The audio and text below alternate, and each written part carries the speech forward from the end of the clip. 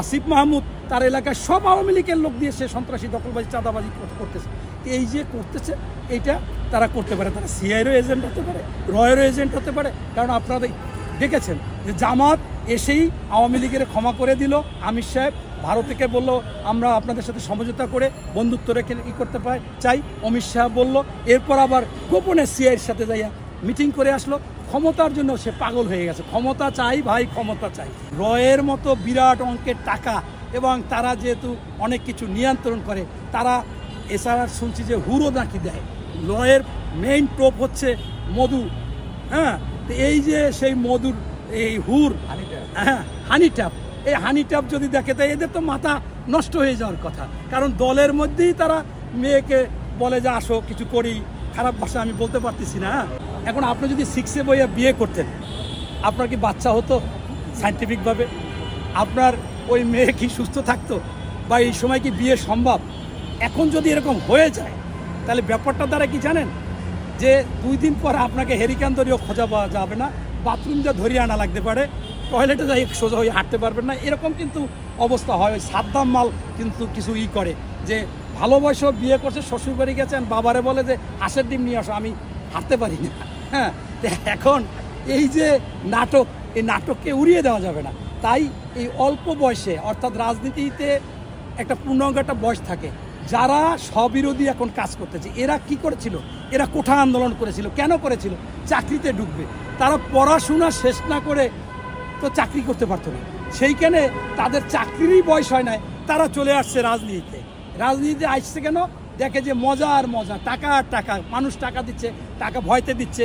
যারা সচিব, যারা বিভিন্ন জনে এরকম মনে করেন আয় করেছে, করার পরে এদের মধ্যে লোভ সৃষ্টি হয়েছে।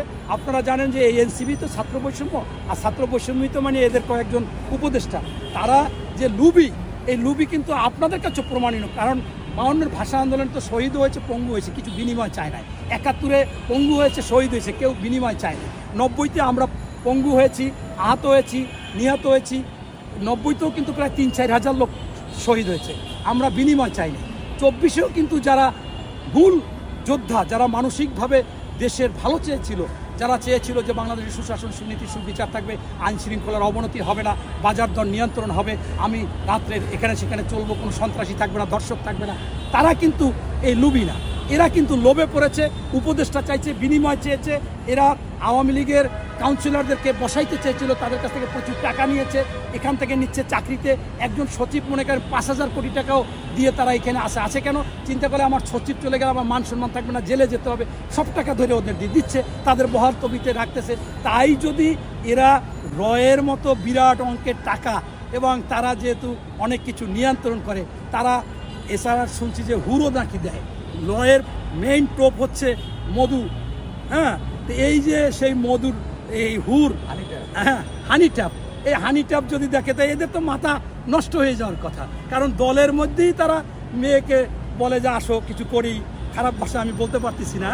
সেই মেয়ে স্টেটমেন্ট দেয়, তারে আবার বাদ দেয়, নতুন করে আর একজনকে আনবে।